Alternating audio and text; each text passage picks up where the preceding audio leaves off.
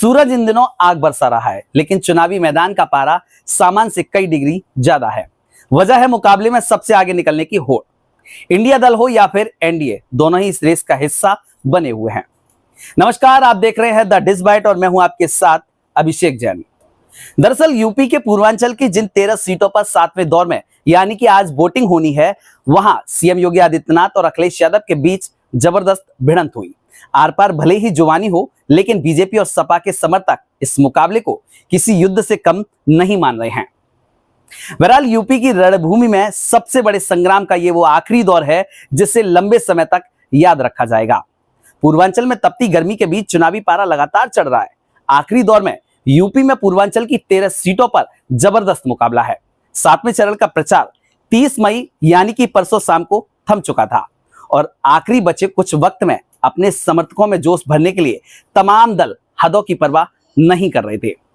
वैसे एक बात तो है कि चुनावी मैदान में इतिहास के पन्ने पलटने जाने लगातार जारी हैं।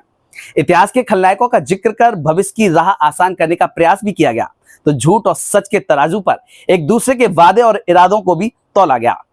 नेताओं ने भी एक एक दिन में लगभग 5-5 जनसभाएं की। प्रचार की पिच पर आखिरी ओवर में धुआंधार बैटिंग का आलम यह रहा कि एक एक दिन में दिग्गज नेताओं ने एक एक जगह पहुंचकर 5-5 जनसभाएं की।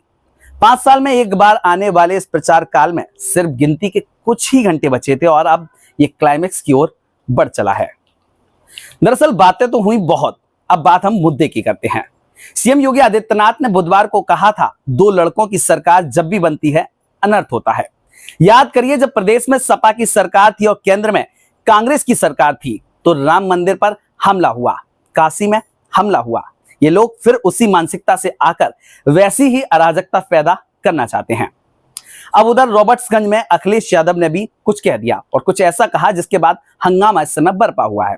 चलिए अब आपको बताते हैं कि अखिलेश यादव ने क्या कहा। दरअसल अखिलेश यादव ने कहा था कि पेपर लीक नहीं हुआ है, जानबूझकर कराया गया है। यह इसलिए कराया है जिससे नौजवानों को नौकरी ना देना पड़े।